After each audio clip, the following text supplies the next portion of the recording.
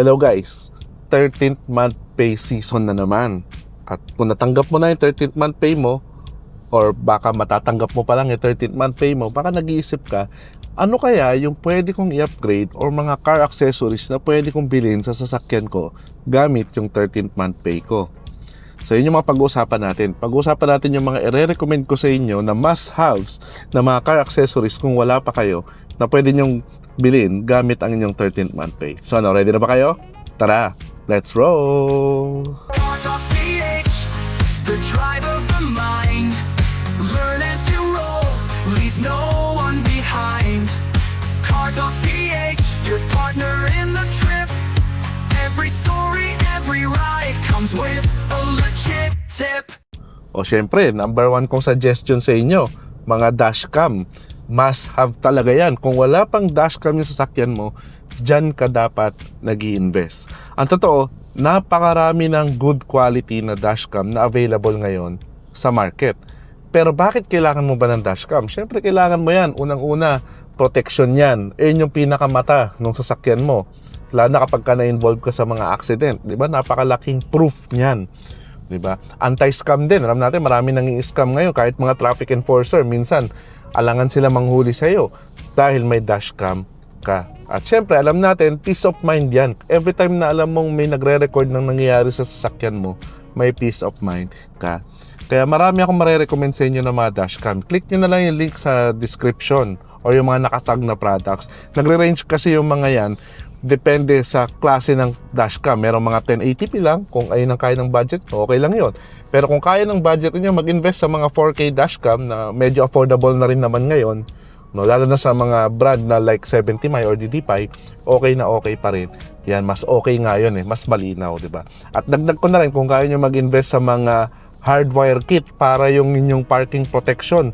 Meron yung mga meron yung sasakyan ninyo na mga parking protection. So malaking bagay din yon. So number one dapat na gawin yan, dashcam.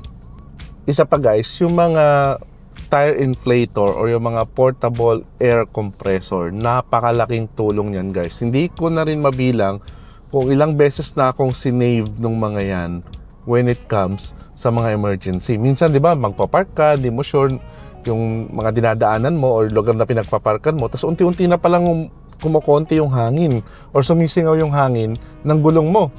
Paano kung malayo pa yung vulcanizing shop or mga pahanginan, di ba? So napakalaking tulong talaga kung meron ka talagang dala na sarili mong tire inflator. May dalawang klase niyan. Merong tire inflator na sinasaksak sa 12-volt socket ng yung sasakyan. Meron din namang de-battery. So depende sa inyo kung ano yung mas convenient. Para sa akin, mas convenient yung de-battery. Pero make sure mo lang na charge mo siya from time to time. So meron din ako mga recommended na mga tire inflator na hindi sobrang mahal, no, na kayang-kaya ninyo at saktong-sakto lang yung mga size nila para mag-fit sa mga trunk ng inyong sasakyan or mga storage ng inyong sasakyan. O karugtong ng mga tire inflator, yung mga jump starter. Ano ba yung mga jump starter? Ito yung parang power bank sa iyong sasakyan na nagbibigay ng boost sa battery mo para makapag-start ka ng sasakyan mo. Minsan kasi, di ba, hindi natin maiwasan na pag nag-park tayo, may mga naiiwanan palang bukas na lights or may mga anything na pwedeng mag-diskarga ng baterya nyo sa inyong sasakyan while nakapark kayo.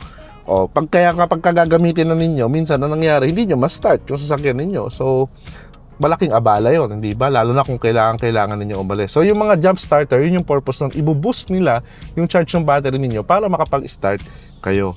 At ang good thing sa mga ganyan, sa mga jump starter na yan guys, ay commonly ngayon ay 2-in-1 na. Meron ng tire inflator, meron pang jump starter. So, meron kang 2-in-1 na device na pwede mong gamitin sa sasakyan mo at pwede rin yung mga emergency power bank. So ilalagay ko rin sa description or itatag ko sa video na to yung mga products na yan. Ito guys, yung susunod, napakaliit lang nito pero ang laki ng epekto nito. Lalo na kapag malaki yung sasakyan ninyo like mga pickups or mga SUVs, napaka-recommended ko talaga na meron kayong maliit na blind spot mirror, yung maliliit lang sa side mirror nyo para hindi kayo nahahaselan na ibababa nyo pa yung mga side mirrors ninyo kapag ka magpapark kayo sa mga masisikip na lugar or mga gutters, lalo na kung wala namang 360 camera yung inyong sasakyan. Napakalaking tulong nun guys. Ako ilang beses na rin ako na-save ng mga blind spot mirror na yun na maliliit. Kahit din kahit din kapag ka mag-change ka ng lane, minsan hindi kita ng side mirror mo, pero meron palang sasakyan. Pero dahil meron kang maliit na blind spot monitor or blind spot mirror, nakikita mo yung mga oncoming vehicle. So, malaking safety yun. Next ay yung mga all-weather na floor mats. Napakalaking tulong yan, guys. Kasi unang-una, lalo na kapag katag-ulan, kapag kayo mga regular na floor mats kasi ina-absorb nila yung tubig, no, nung basang sapatos o basang tsinelas na pinapasok ninyo sa sasakyan ninyo. Ang ending niya, nagmo-moist, nangangamoy kulob yung sasakyan ninyo. So, yung mga all-weather floor mats na yan, guys, gawa yan sa mga plastic, no? Kaya ang ending, hindi siya nag-absorb ng tubig. Ang pwede mangyari, madali siyang linisin. So, tatanggalin mo lang siya sa sasakyan, tapon mo, punas-punas lang ng basang-basahan, okay na siya. Mukhang presentable na siya ulit. Kaya highly recommended ko talaga. Meron mga kilalang brands dyan, pero meron na rin namang mga cheaper alternatives like sa Shopee or Lazada na mga brand ng mga all-weather floor mats. Isa pa guys, mag-invest din kayo sa mga quality na seat covers. I would suggest mga leatherette or leather na mismo kung kaya ninyo ng budget ninyo. Kasi unang-una, aesthetic, di ba? Ang gandang tingnan kapag ka naka-leather seat yung mga sasakyan natin. Pangalawa, ang dali niyang linisin guys. Lalo na kung meron kayong mga bata sa inyong sasakyan. Minsan kakain niya ng chips or minsan nga baka magsuka pa nga. Napakadaling linisin ng mga leather seat cover. Lalo na kapag ka good quality leather yung ginawa ninyo. Kaya hindi siya mahirap i-maintain. Ang ganda at ang sarap sa pakiramdam kapag nakaupo kayo sa mga leather seat. May mga sasakyan kasi ngayon na ang kasama na nila sa upuan fabric cloth lang siya, no? Seat fabric lang. Kaya mas maganda i-upgrade niyo yun kung may budget kayo sa mga leather seats na.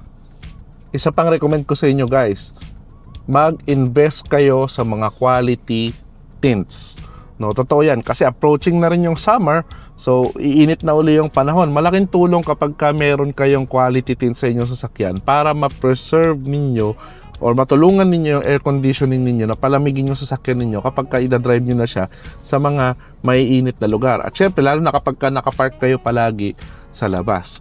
Pero advice ko lang guys, kapag ka kukuha kayo ng mga tint, go for yung mga nano ceramic or ceramic tints mismo. Kasi yan yung mga matataas yung heat rejection and at the same time, hindi masyadong na-obstruct yung view ninyo. No? At advice ko lang din, kuha kayo ng tint base sa kaya ng mata ninyo. Kapag medyo malabo na yung mata ninyo sa gabi, huwag kayo magpapakabit ng super dark para naman hindi kayo mahirapan at hindi rin mahirapan yung mga nasa kasabay ninyo sa kalsada. So, always invest for a good quality car tints. Another is pwede kayo mag-invest sa mga good quality na mga phone mounts. No, malaking tulong 'yon yung mga phone mounts kasi para hindi nyo hawak-hawak yung cellphone niyo lalo na kapag ka nagna-navigate kayo. May mga phone mounts din na meron ng built-in wireless charging. Malaking tulong din 'yan, lalo na kapag supported 'yan ng phone mo. Para habang nagda-drive ka, naka-charge yung phone mo sa iyong sasakyan. So, malaking tulong 'yun guys kapag ka nagda-drive kayo. Kung may extra budget din kayo guys, invest din kayo sa mga OBD2 scanner, lalo na kung supported yan ng sasakyan ninyo. Maraming nabibili yung mga Bluetooth OBD2 scanner sa Shopee ngayon. Na maglalagay din ako ng link sa description. Hindi naman kasi kailangan talaga ng super advanced or super ganda na mga scanner. No? Hindi naman kailangan nyo kasi di naman kayo professional mechanic. Ang purpose lang ng mga maliliit na scanner na yun, ng mga Bluetooth na hindi naman sobrang mahal, is para lang makita ninyo ano ba yung kailangang gawin kapag lumabas yung check engine light sa inyong sasakyan para malalaman ninyo kung delikado na ba ibiyahe or hindi pa or kaya ko pa ba ito i-drive papunta sa nearest mechanic or what para magkaroon kayo ng idea kapag once lumabas yung check engine light sa inyong sasakyan. At very portable lang siya, so napakadali lang gamitin din ng mga yan. Kaya I would suggest talaga meron kayong kahit simple lang na mga OBD2 scanner na mga Bluetooth sa inyong mga sasakyan. So maglalagay ako sa description or magtatag sa video na to ng mga ganong products. O last na i-recommend ko sa inyo, invest kayo sa mga emergency tools. Ano ba yung mga emergency tools? Unang-una, invest kayo sa mga first aid kit. Lagay lang kayo kahit basic na first aid kit lang meron sa sasakyan ninyo kasi hindi natin sure kung anong pwede mangyari habang kayo ay nagda-drive. Invest din kayo sa mga LTO approved na mga early warning device. So maganda rin yun para kapag nasiraan kayo, meron kayong quality na early warning device. At required din yan pala, no? Required din yan kapag kayo nagpaparehistro. Pwede kayo mamultahan kapag wala kayo niyan at nahuli kayo sa checkpoint. Invest din kayo sa mga flashlight, mga basic tools, no? Hindi naman kailangan lahat ng klase ng tools, pero at least meron kayo ng mga tools na lahat na kailangan ninyo para man lang magamit ninyo in case na may emergency kayo sa kalsada. So yun guys, yun yung mga suggested ko na mga products na pwede ninyong bilhin sa sasakyan ninyo habang meron pa kayong 13th month pay. And totoo yung 13th month pay, hindi lang yan basta pambili ng regalo sa tao or pambili ng sa sarili ninyong mga gamit. Pwede nyo rin yang i-invest sa inyong sasakyan. Malaking bagay din yun. Kasi once na nag-invest ka sa sasakyan mo, hindi ka lugi kasi lagi mong ginagamit yung sasakyan mo. Kaya sulit na sulit anything na gagawin mo para mas maging exciting, mas maging safe, or mas maging maganda yung driving experience mo sa sasakyan mo. So kung kailangan nyo ng link sa mga products na sinabi ko, ilalagay ko yung link sa description ng video na to or itatag ko sa video na to para madali na nyong mahanap. Yung mga products na yan, mga subok ko na yan at highly recommended ko talaga. So yun lang guys, kung may natutunan ka sa video na to at nakatulong sa iyo ito kung paano mo gagastusin yung 13th month pay mo bilang car guy, click mo na may like button at share mo na rin sa mga friends mo para magkaroon sila ng idea kung saan nila gagastusin yung kanilang 13th month pay. So kung di ka pa nakasubscribe sa ating channel, click mo na may subscribe button at notification bell para updated ka palagi sa mga latest happening sa ating channel. Till next videos guys, always remember, drive safe and enjoy!